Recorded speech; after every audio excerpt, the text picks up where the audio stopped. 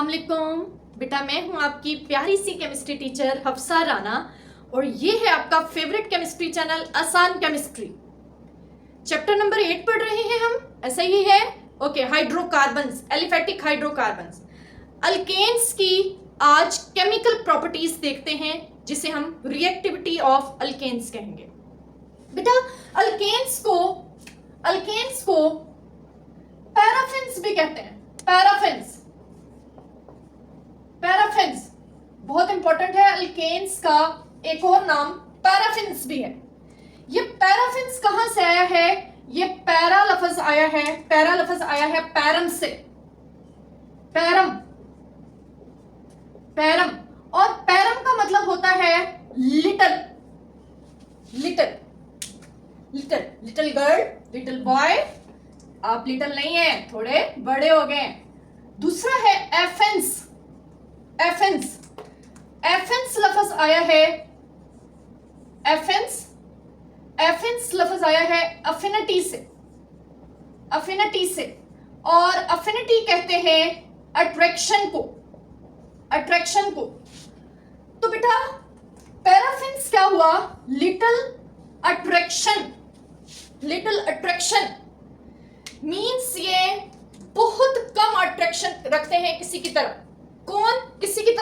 Acids, alkalis और भी बहुत सारी चीजें। ये तकरीबन लिटिल अट्रैक्शन मीन्स तकरीबन ये नॉन रिएक्टिव बिहेव करते हैं। लीस्ट रिएक्टिव कहेंगे, ये बेस्ट होगा। पैराफिन्स समझ आ गई है? पैराफिन्स इन्हें क्यों कहा गया? क्योंकि बेटा ये लेस रिएक्टिव होते हैं। लेस रिएक्टिव ये लेस रिएक्टिव क्यों होते हैं? हम इसकी अब रीजन देखते हैं। रीजन क्या है? ये दो वजहों से लेस रिएक्टिव है। एक है नॉन पोलर नेचर। चेक करते हैं किसकी नॉन पोलर नेचर है। और दूसरी वजह है इनर्टनेस ऑफ सिग्मा बॉन्ड। ये दो वजहों से ये लेस रिएक्टिव है, paraffins. Non polar nature alkane बनाऊं बेटा, ये कोई मैंने अल्केन बना, ठीक है। अल्केन कार्बन की इलेक्ट्रोनेगेटिविटी होती है वो 2.5 है। इस कार्बन की भी 2.5 है। दोनों कार्बन का इलेक्ट्रोनेगेटिविटी डिफरेंस 0।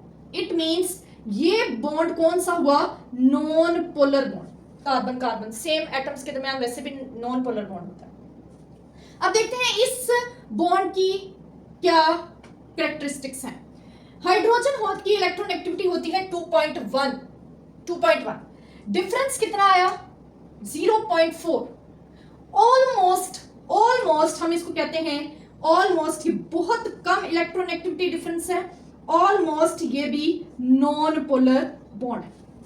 कार्बन हाइड्रोजन का बॉन्ड भी ऑलमोस्ट नॉन पोलर है।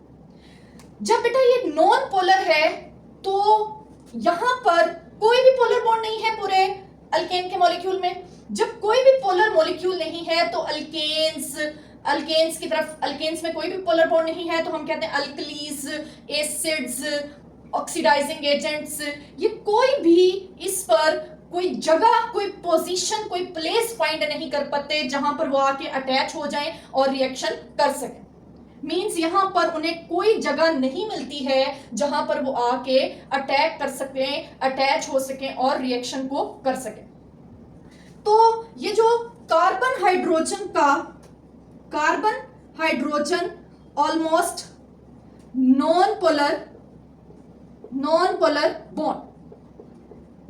बॉन्ड।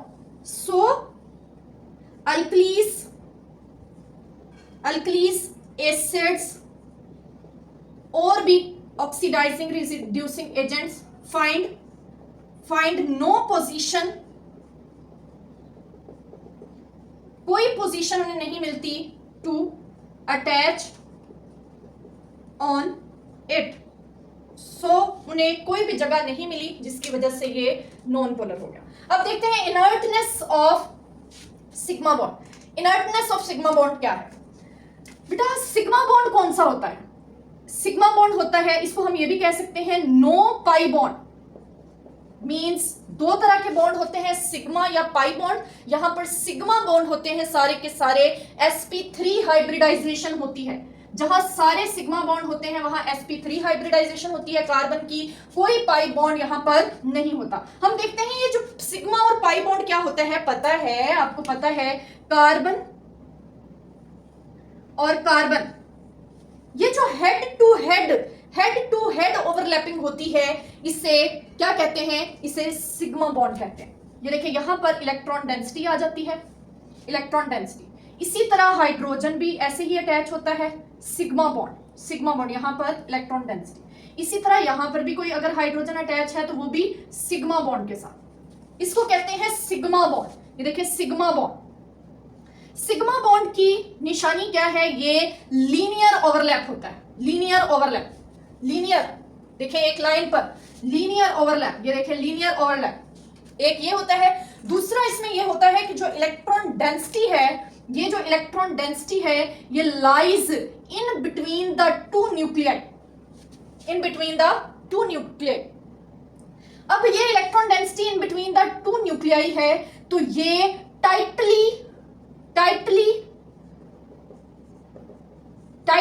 पैक्ड होती है, टाइटली बाउंड होती है between two nuclei, tightly bound होती है, ठीक है। जब ये टाइटली बाउंड होती है तो ऐसे रिएक्शन को अगर हम ब्रेक करना चाहते हैं तो हाई अमाउंट ऑफ एनर्जी देनी पड़ती है, हाई अमाउंट ऑफ एनर्जी देनी पड़ती है इस बॉन्ड को ब्रेक करने के लिए। क्यों? क्योंकि ये अब स्ट्रॉन्ग बॉन्ड बन चुका है, स्ट्रॉन्ग बॉन्ड, ठीक है। मैंने इसके बारे में क्या क्या बताया वो मैं आपको रिकॉल करवाती हूं बेटा। ये सिग्मा बॉन्ड है जो कि लीनियर ओवरलैप से बनता है, electron density lies in between the nuclei, और ये electron density tightly bound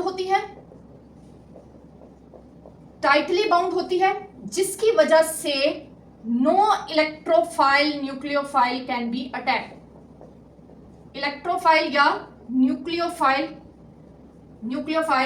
attack नहीं कर पाते, कांट अटैक, यहां पर अटैक नहीं हो पाता।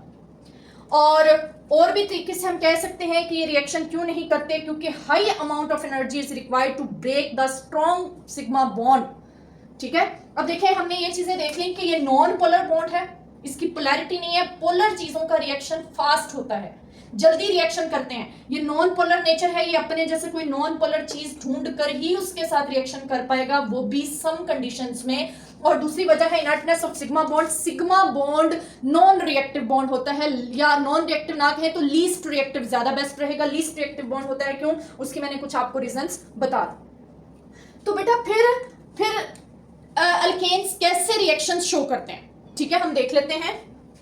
बेटा अल्केन्स शो करती हैं सब्स्टिट्यूशन रिएक्शंस। मैं एक और लफ्ज लिख दूं, आपको याद होगा, ये सैचुरेटेड हाइड्रोकार्बन्स होती हैं, सैचुरेटेड हाइड्रोकार्बन्स याद है, जिसमें कोई पाई बॉन्ड नहीं होता, या जिसमें मजीद कार्बन के चारों बॉन्ड सिग्मा बॉन्ड से पूरे होते हैं, कोई मजीद बॉन्ड बनने की अवेलेबिलिटी नहीं होती। तो हम ये कह रहे हैं सैचुरेटेड जो कंपाउंड्स होते हैं वो मोस्टली सब्स्टिट्यूटेड रिएक्शंस देते हैं, सब्स्टिट्यूशन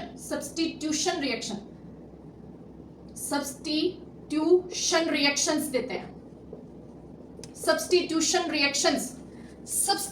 रिएक्शंस क्या होते हैं? ये होते हैं कि अगर मैं आपको पसंद नहीं आ रही तो आप, कोई और पर्सन आएगा, मुझे कहेगा कि मैं यहां से निकल जाऊं और खुद मेरी जगह खड़ा हो जाएगा, ठीक है, और लेक्चर देना शुरू कर देगा, लेकिन मैं आपको पसंद आ रही हूं इसलिए यहां मुझे कोई नहीं निकालेगा।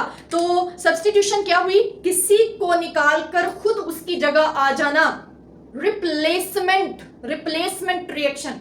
समझ आई बेटा? सब्स्टिट्यूट करना, रिप्लेस करना किसी को। तो कैसे ये होते हैं रिएक्शन? जैसे ये हमने मीथेन ली, मीथेन, ठीक है, कोई इस हाइड्रोजन को कहेगा बाहर निकल जाओ, और कोई और रिएक्टिव फिशी, जैसे हेलोजन ले लें, जैसे NO2 ले लें, ठीक है, या जैसे सल्फोनेशन होती है HSO3 ले लें, ठीक है, ये आके इसकी जगह ले लें।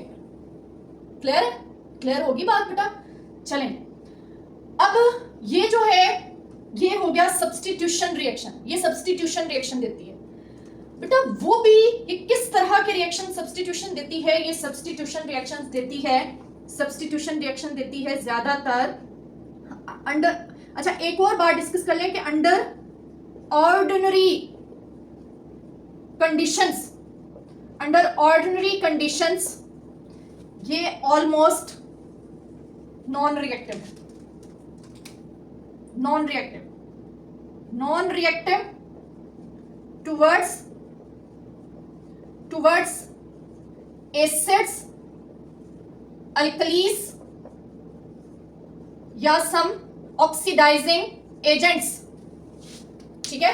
और इसके अलावा अगर हम थर्मल कंडीशंस दे दें, अंडर थर्मल कंडीशंस, थर्मल या कैटालिटिक कंडीशंस ये रिएक्शन शो कर जाती हैं। कौन से रिएक्शन शो करती हैं वो हमने पहले ही जिक्र कर लिया, ये शो करती हैं सब्स्टिट्यूशन रिएक्शंस, ठीक है। तो ये होगी reactivity of alkanes. Reactivity of alkanes आपको समझ आ गई है, ये लेस रिएक्टिव होते हैं, क्यों होते हैं, आपको सारी डिस्कशन बता दिया है। ये कौन कौन से रिएक्शंस देंगे वो हम नेक्स्ट लेक्चर में पढ़ेंगे। अपना ख्याल रखिएगा, अल्लाह हाफिज।